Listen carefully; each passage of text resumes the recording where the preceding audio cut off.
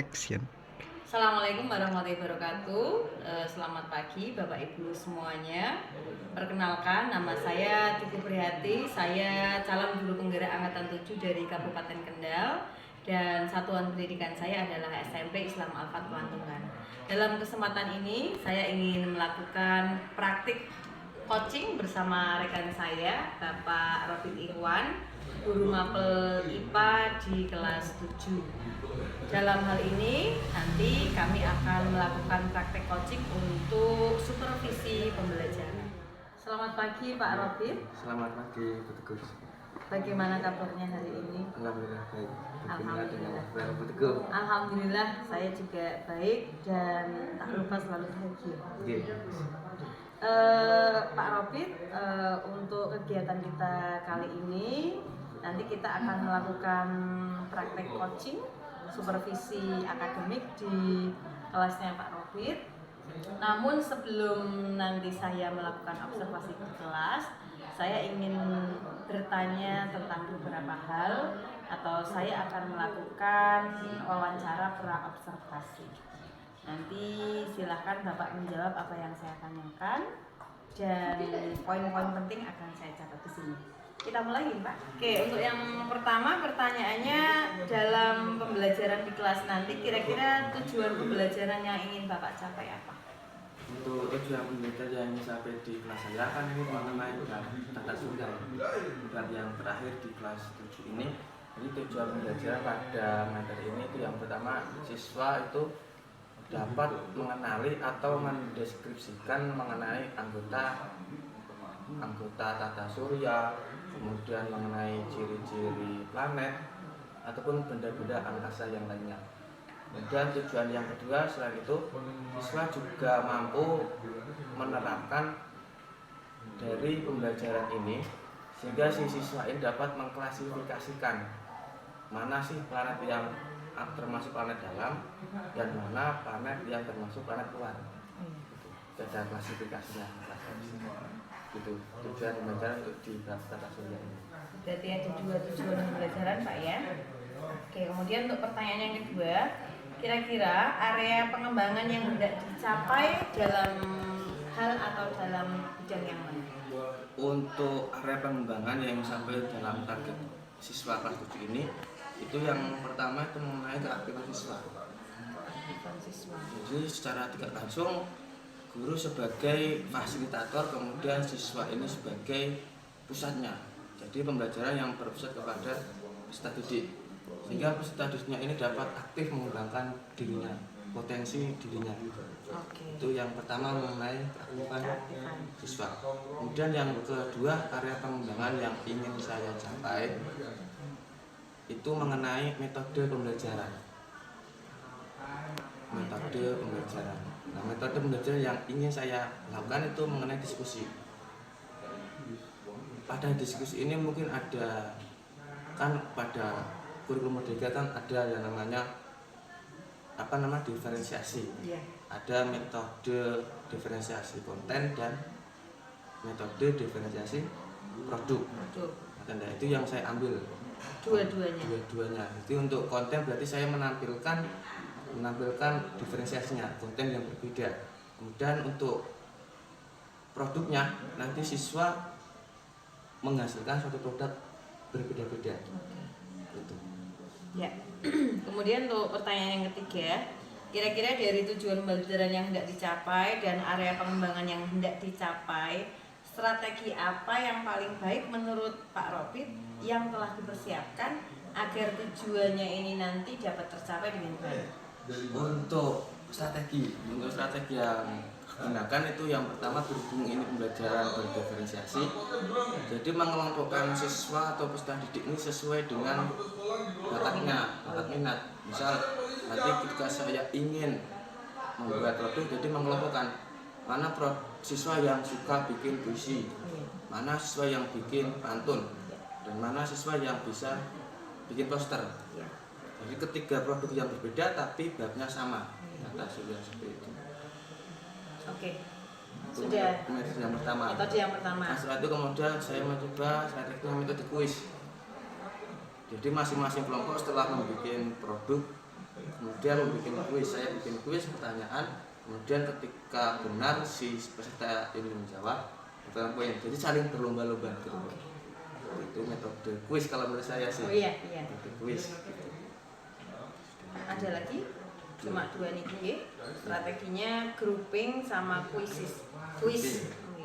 Kemudian untuk berikutnya dalam hal rencana pengembangan diri, kira-kira aktivitas pengembangan apa yang ingin Bapak capai dalam pembelajaran ini? Yang pertama untuk pengembangan diri saya sendiri itu. Ya. Untuk pengembangan diri saya sendiri yang pertama menerapkan budaya positif. Budaya positif. Jadi saya selaku guru atau fasilitator bagi peserta didik sepatutnya kan memberi contoh terlebih dahulu. Itu untuk pengembangan diri saya sehingga bisa diteladani oleh peserta didik nantinya. Oke. Kemudian tujuan yang tidak dicapai dari topik pengembangan diri tersebut? Untuk tujuannya berarti menjadikan kelas itu nyaman. Karena bagi saya prinsip pembelajaran sebisa mungkin kelas itu nyaman dan menyenangkan gitu. Tercipta kelas yang nyaman, aman dan menyenangkan. Nah, prinsipnya seperti itu sih. Kemudian yang ketiga, kira-kira dari 2 hal tersebut ukuran keberhasilan yang nantinya akan terlihat indikatornya? Untuk indikatornya kan yang terlihat mengenai restitusi pembelajaran. Restitusi pembelajaran itu hasil.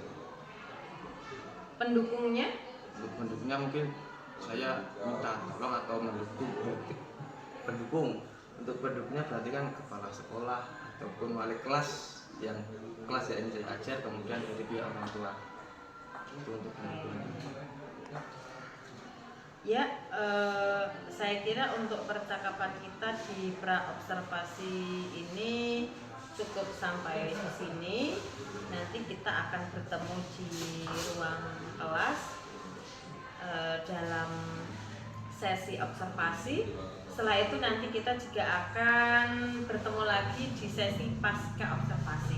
Jadi setelah itu nanti kita akan bertemu kembali untuk menanyakan kembali kira-kira tadi yang direncanakan dengan yang terlaksana, dengan refleksinya akan sama atau lebih baik atau bagaimana.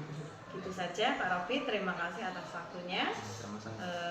Terima kasih, itu saja video pra-observasi dari kami. Kami akhiri, wabillahi taufiq wal hidayah. Assalamualaikum warahmatullahi wabarakatuh.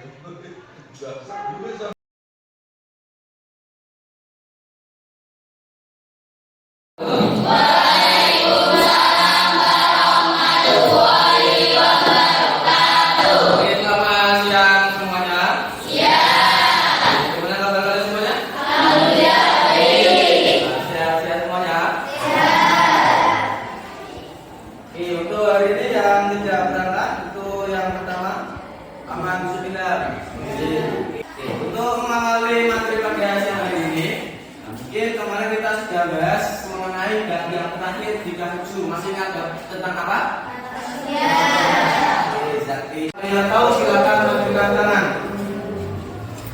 Oke, Vanessa. Oke, kata sudah itu susunan.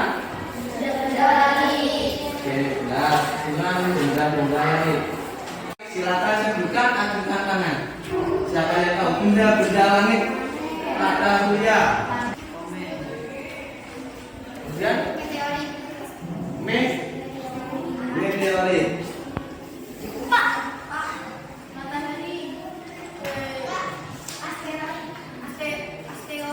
Untuk tujuan pembelajaran pada siang hari ini kita akan mengupas mengenai ciri-ciri planet.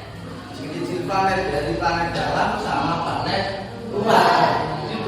Jadi kalian melakukan diskusi secara berkelompok dan diskusinya ini disesuaikan dengan bakat minat yang kalian miliki, gitu ya. Jadi disesuaikan kalian bakat sama minatnya apa. Jadi nanti ada sekitar 4 kelompok, kita bagi 4 kelompok ini sesuai bakat dan minatnya. Oke, kemudian nanti setelah berkelompok kalian melakukan diskusi secara bersama-sama. setelah kalian diskusi secara bersama-sama, nanti kalian memaparkan hasil dari produk yang kalian. Untuk kelompok 2, kelompok yang suka bikin puisi. Nah ini cewek-cewek ya. Jadi untuk kelompok 3, kelompok yang suka menulis.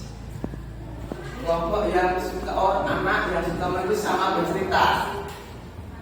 Oke, ada Rafi, Alif sama Fikri, kelompok 3. Oke, untuk kelompok yang keempat berarti kelompok yang suka bikin poster.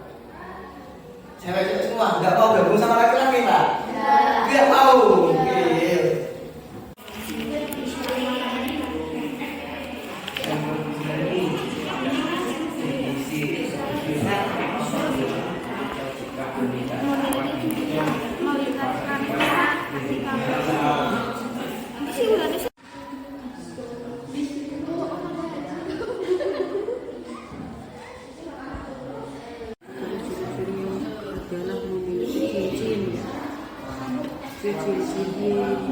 dilakukan dari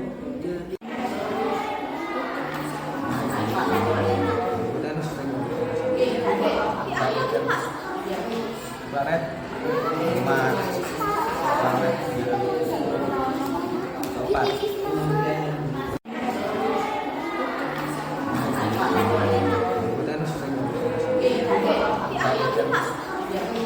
planet 4 planet 5 planet 4.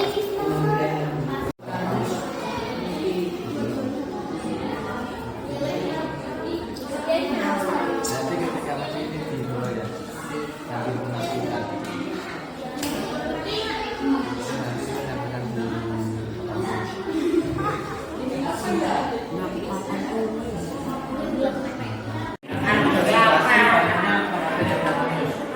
kelompok 1 berarti kelompok Mantul. Oke, silakan karena kamu dan kelas kalian. Oke. Assalamualaikum warahmatullahi wabarakatuh. Kami merupakan kelompok 1 yaitu kelompok pantomim. Kami presentasinya tugas praktik yaitu membuat patung tentang kata surya. Dan teman saya ini bagus ingin membacakan patung tentang planet Saturnus. Jangan petik bunga di angkasa, planet tercantik Saturnus namanya. Wah, kemudian penelitian berduri lagi lapar makannya bakmi. Tata surya kita adalah matahari, planet kita adalah bumi. Planet Mars warnanya merah, jaraknya jauh dari bumi. Kamu jangan marah-marah, nanti nggak cantik lagi. Kita tempati planet bumi. Kemudian yang nggak marah lagi planet Mars. Planet yang berwarna merah. Jadi kalian masih ingat. Oke, ada yang ingin ditanyakan? Silakan bisa dengan tangan. Warna planet bumi. Hijau dan biru. Oke, beri plus. Jadi benar planet yang bumi kita itu warnanya mayoritas 70% itu berwarna biru. Dan yang warna biru ada warna hijau. Tapi 70% inilah yang warnanya biru.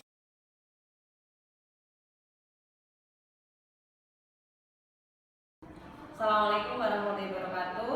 Waalaikumsalam warahmatullahi wabarakatuh. Perkenalkan, nama saya Cukri Hati. Saya calon guru pembina angkatan 7 dari Kabupaten Kendal dari SMP Islam Al-Fatih Lamongan. Pada kesempatan kali ini, saya ingin melakukan wawancara pasca observasi supervisi akademik coaching untuk pembelajaran. Bersama saya ada Ibu PP, yaitu Ibu Musyawarah MPD, dan rekan sejawat saya, Guru Mapel IPA, Bapak Rafiq Iwan SSI. Bersama ini nanti akan melakukan coaching supervisi akademik. Selamat pagi Pak Rafiq. Selamat pagi juga. Bagaimana kabarnya hari ini? Alhamdulillah baik. Alhamdulillah sendiri. Alhamdulillah baik, sehat. Apakah panjenengan sudah tahu apa tujuan dari pertemuan kita hari ini? Dan untuk tujuan pertemuan kali ini kan menyambung pertemuan sebelumnya. Oh iya, siap, benar sekali. Kalau kemarin kan saya kan sempat diobservasi sama panjenengan, dan ini sekarang kan mungkin ada apakah pembelajaran yang saya lakukan itu sudah sesuai atau masih ada yang kurang. Oh iya, benar. Bagi saya mungkin evaluasi bagi saya selaku guru ketika mengajar di kelas. Iya. Ya, seperti itu kira-kira yang akan saya laksanakan hari ini atau yang akan kita laksanakan. Jadi untuk mengevaluasi, bukan mengevaluasi Pak ya, tapi lebih ke melihat kembali apa yang telah Bapak lakukan kemarin waktu pembelajaran. Kemudian kita buat refleksi bersama-sama apakah tujuan pembelajaran sudah tercapai atau belum, atau tujuan pembelajaran yang dilakukan sudah sesuai dengan RPP.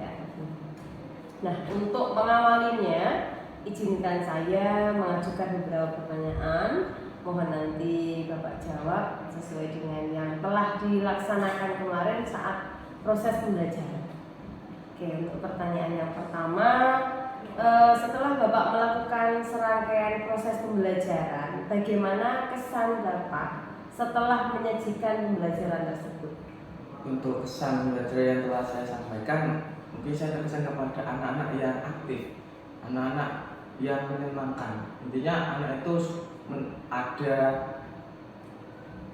bagi saya ada apa namanya? Ada timbal balik, ada timbal balik sehingga menyebabkan suasana kelas itu lebih menyenangkan. Jadi kalau suasana kelas menyenangkan, pembelajaran pun akan menyenangkan juga. Oh iya. Dan penyampaian materi pun akan mudah diterima dan diserap oleh peserta didik.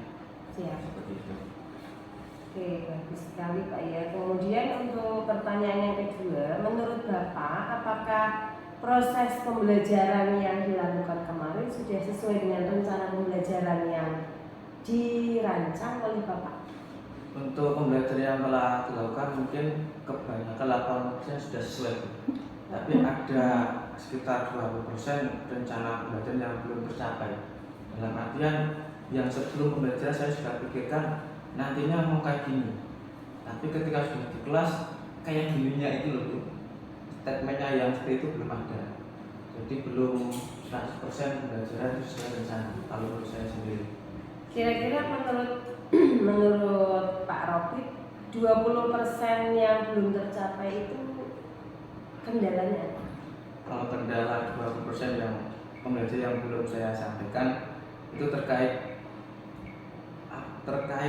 prosedur atau step by step. Terkadang kan yang rencananya step 4 misal, itu saya menjelaskan dan mengutarakan dan bercerita. Itu di step 4 kelewat langsung ke step 5. Oh iya. Jadi seakan-akan rencana yang sudah disusun step by step ada yang terlewat. Ya, kendalanya berarti terletak pada prosedurnya Pak ya? Prosedur mungkin belum tertata. Kira-kira kalau misalnya nanti ada kesempatan untuk memperbaiki hal tersebut, solusi apa yang akan dilaksanakan? Mungkin untuk solusinya mungkin saya lebih mencatat poin-poin penting. Kan kalau RPP kan buntut. Iya. Ya nanti untuk rencana selanjutnya mungkin ada catatan-catatan kecil untuk menunjang pembelajaran. Misal pertama seperti ini, kedua detail diruntut kemudian ditulis di catatan kecil aja. Oke. Untuk mengingat supaya pembelajaran lebih urut dan runtut. Iya, siap. Bagus sekali. Sepertinya ini solusinya tepat sekali Pak ya. Kalau saya boleh mengatakan, kenapa kok ada kendala seperti ini, karena mungkin lupa. Nah, solusinya berarti harus dicatat. Kemudian untuk masih berkenaan dengan proses pembelajaran dari kegiatan awal, inti sampai penutup, kira-kira dari 3 kegiatan ini manakah yang menurut Bapak mendapatkan mendapatkan poin yang paling banyak? atau ketercapaiannya yang paling banyak itu di bagian yang mana? Untuk ketercapaian yang paling banyak itu ketika anak-anak melakukan diskusi. Yang pertama, jadi anak aktif dalam mendiskusikan materi yang saya berikan materinya. Kemudian yang kedua mengenai ketika setelah pencapaian pembelajaran kan itu sempat ada game. Ya. Itu mungkin saya sangat senang sekali. Jadi ketika anak merasakan euforia pembelajaran mengenai game, seakan-akan inilah tercapai yang sudah saya capai. Oke.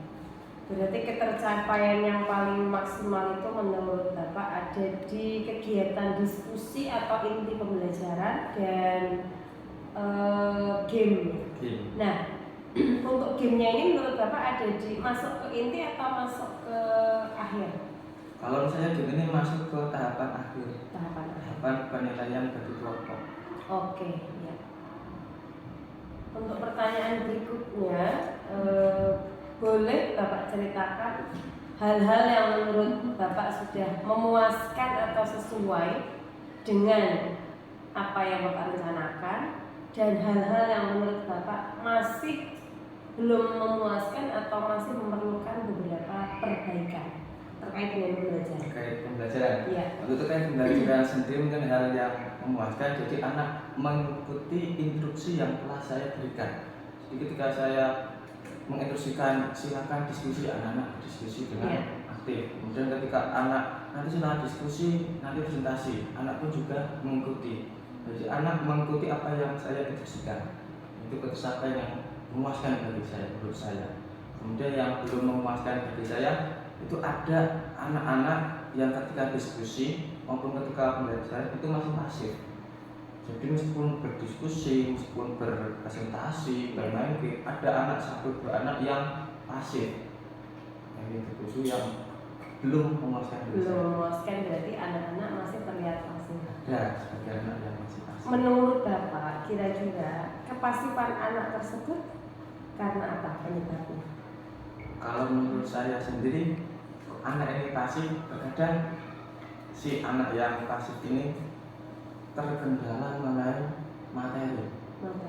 Mungkin apakah penyampaian materi saya terlalu cepat sehingga menyebabkan si anak ini diam atau pasif. Jadi pembelajaran mungkin saya terlalu cepat sehingga anak ini belum bisa mengikuti pembelajaran yang saya sampaikan. Berarti ini berkenaan dengan kesiapan belajar. Kesiapan belajar mungkin menurut saya seperti itu. Kemungkinan karena mungkin menurut saya kesiapan belajar yang harusnya terdeteksi itu mungkin belum terdeteksi. Kira-kira untuk pembelajaran berikutnya untuk mengantisipasi kepasifan siswa apa yang akan Bapak lakukan? Oke, untuk antisipasi mengenai siswa yang pasif, mungkin sebelum pembelajaran ada semacam penilaian. Pretest. Oh iya. Jadi kan bisa diplot-plotkan. Iya. Anak yang sudah siap, anak yang aktif siapa? Iya. Anak yang masih pasif kan bisa diketahui melalui pretest. Seperti itu. Diantisipasinya seperti itu.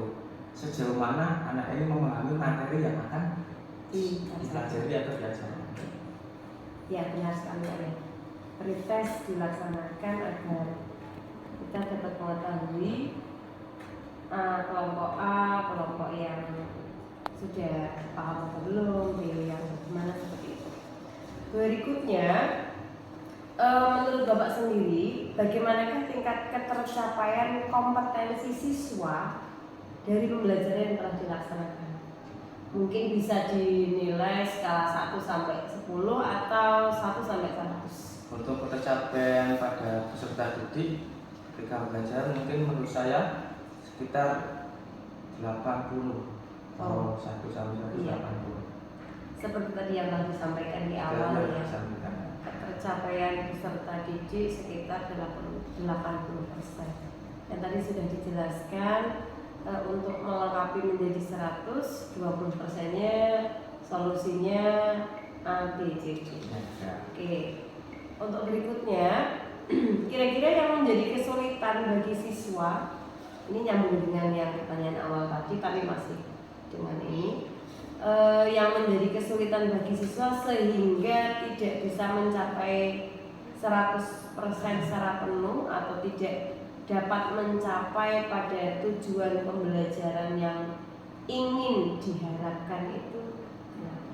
Untuk kesulitan menurut saya sendiri itu mengenai itu bahwa bahan ajar atau buku pegangan lah semacam itu lah.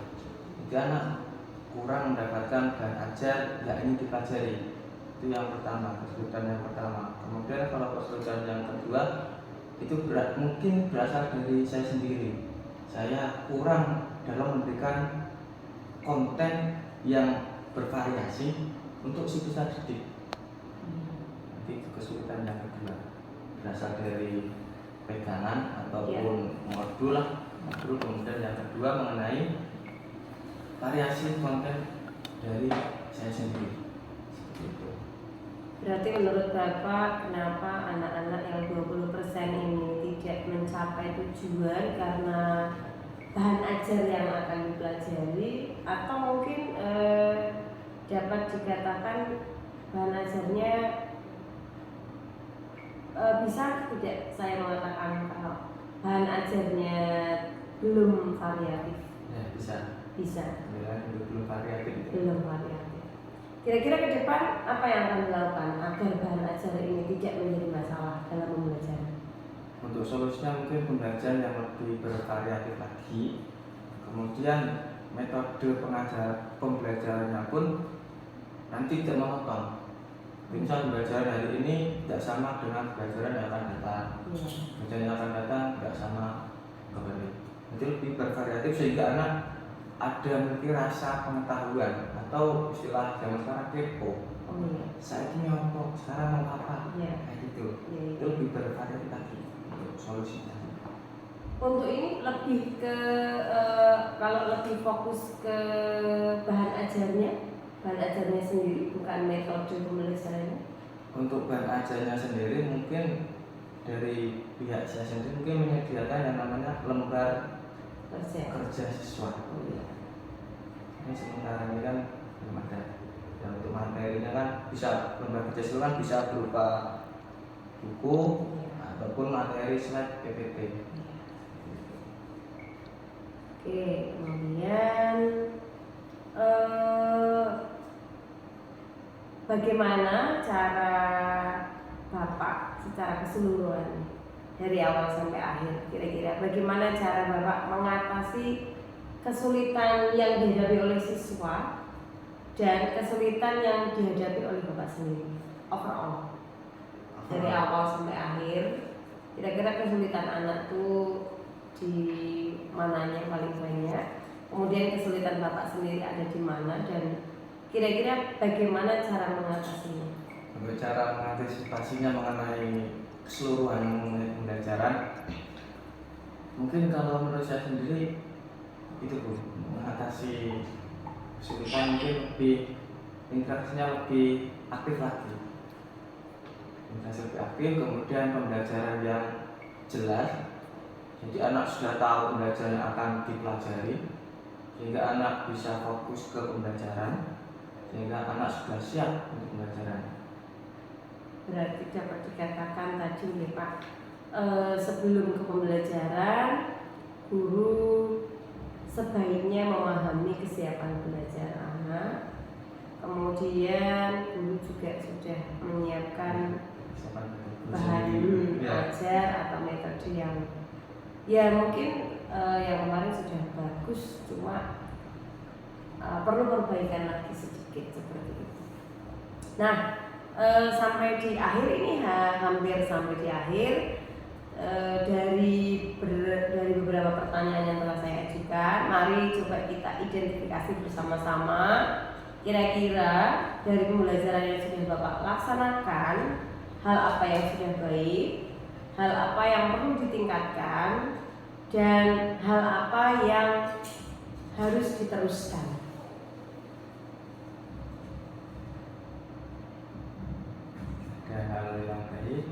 Hal yang sudah baik apa saja, hal yang perlu ditingkatkan, hal yang masih perlu perbaikan, yang perlu ditingkatkan atau hal yang masih perlu diperbaiki, dan hal yang harus diteruskan. Berarti yang sudah baik dan harus kita teruskan. Oke, untuk hal yang baik yang sudah tercapai, ini seperti yang sudah saya tuturkan tadi Bu. Jadi pembelajaran yang sudah aktif berpusat pada siswa. Ya. Jadi tidak hanya metode ceramah saja, tapi siswa ini sudah aktif dalam mengikuti pembelajaran. Kemudian untuk hal yang perlu ditingkatkan ataupun hal yang bisa diperbaiki itu mengenai penilaian pretest dan penilaian post test. Di dalam suatu pembelajaran, misal kemarin bab tata surya. Jadi sebelum masuk ke bab tata surya ada penilaian pretest, kemudian ada penilaian post test. Kan itu belum saya katakan. Jadi harus ada perbaikan mengenai penilaian siswa. Kemudian hal yang ingin diteruskan kembali itu mengenai pembelajaran yang bersifat diferensiasi. Jadi berdiferensiasi terus berkesinambungan. Ya, untuk yang terakhir, kira-kira harapan Bapak pada pembelajaran berikutnya? Untuk harapan di pembelajaran selanjutnya, mungkin ini sesuai sama RPP, tetapi dalam RPP-nya tersebut Mas dikasih selingan ataupun variasi yang menyesuaikan hubungan antara peserta didik sama si pihak pengajar. Jadi RPP sudah jelas, tinggal menambahi kalau saya bilang bumbu-bumbunya. Mungkin kalau RPP sudah jelas tertata rapi, yang perlu ada bumbu-bumbunya sehingga nanti pembelajaran berkesan nyaman, aman, dan menyenangkan. Kalau boleh saya mengatakan dan menyimpulkan, kalau yang kemarin RPP-nya Pak Robin itu sudah berdiferensiasi, namun belum masuk bumbu-bumbu yang pembelajaran sosial emosional. Nah, ke depan nanti bisa dimasukkan yang keterampilan sosial emosional. Jadi setelah keterampilan sosial emosional ini kita masukkan ke dalam RPP, nanti hubungan antara siswa dengan murid itu akan lebih terasa hidup, bagus, dan hubungan antara siswa dengan siswa juga akan terasa lebih menyenangkan. Ya, itu pertanyaan dari saya, serangkaian pertanyaan dari saya, dan saya ingin menyampaikan sedikit refleksi saya atas pembelajaran Bapak kemarin. Boleh saya diizinkan? Silakan. Oke, terima kasih. Untuk hasil observasi yang kemarin, tujuan pembelajaran ada jelas dan lengkap. Metode yang dilakukan diskusi kelompok, dan di dalamnya saya melihat ada diferensiasi proses, ada berupa observasi, kemudian diferensiasi produk juga sangat jelas. Anak-anak ada yang membuat puisi, ada yang membuat poster dan narasi, serta satu pantun Pak ya, sangat bagus sekali, juga tercapai keempat-empatnya. Dan satu diferensiasi konten. Iya, jadi konten ini kembali ke bahan ajar tadi. Bahan ajar tadi kemarin sebenarnya sudah ada, namun mungkin kurang apa ya. Kalau kemarin konten yang Bapak berikan ke anak, sajikan ke anak itu berupa gambar postcard Pak ya, kayaknya flashcard atau flashcard, kemudian ada narasi atau apa itu, buku teks, gambar. Kemungkinan mungkin ini hanya saran karena tadi juga itu menjadi sebuah kendala Pak ya. Iya, nanti bisa ditambahkan berupa slide PPT atau tayangan video atau mungkin materi tentang tata surya tapi berupa komik atau apapun itu, tapi membuat anak menjadi lebih tertarik. Iya. Kemudian strategi pembelajaran yang telah dilaksanakan juga sudah sesuai. Ada game juga di akhir, itu sebuah penutup yang membuat anak menjadi semakin tertarik dengan pelajaran apa, sangat menginspirasi. Kemudian refleksi pembelajaran kemarin sudah terlihat, sudah tampak, namun kemungkinan ada sedikit 1-2 hal yang belum tersampaikan ya, namun sudah ada. Dan untuk keaktifan siswa memang sesuai dengan catatan saya, semua siswa aktif berdiskusi, semua siswa aktif juga dalam melakukan presentasi. Hanya mungkin dari persentase 100% memang benar, mungkin 20% siswa terlihat tidak begitu aktif karena mungkin tadi yang seperti disampaikan oleh Pak Robit, kesiapan belajarnya kurang. Oke. Kemudian di akhir juga Bapak menambahkan sebuah motivasi kepada anak agar anak-anak lebih bersemangat dan lebih ada giroh dalam belajar atau mempelajari sesuatu yang baru. Iya. Oke Pak Robit, sepertinya itu saja yang dapat saya sampaikan. Semoga setelah sesi wawancara pasca observasi ini Pak Robit nanti dapat meningkatkan apa yang telah baik. Jadi dari wawancara ini kan yang mungkin kemarin Pak Robit tidak terlintas di sini, iya, tidak terpikirkan, ternyata bisa ya itu ya. Nah sekarang setelah kita melaksanakan sesi wawancara, saya berharap Bapak nanti lebih termotivasi lagi untuk menggali lebih jauh tentang mungkin metode, media atau strategi apa yang dapat membuat anak dalam belajar itu lebih termotivasi dan lebih senang di dalam kelas. Itu saja yang dapat saya sampaikan. Terima kasih. Mohon maaf atas waktu yang saya minta ini. Semoga apa yang kita laksanakan di siang hari ini membawa berkah untuk kita pribadi dan khususnya anak-anak didik yang ada di sekolahan kita. Terima kasih, saya akhiri. Wassalamualaikum warahmatullahi wabarakatuh. Waalaikumsalam warahmatullahi wabarakatuh.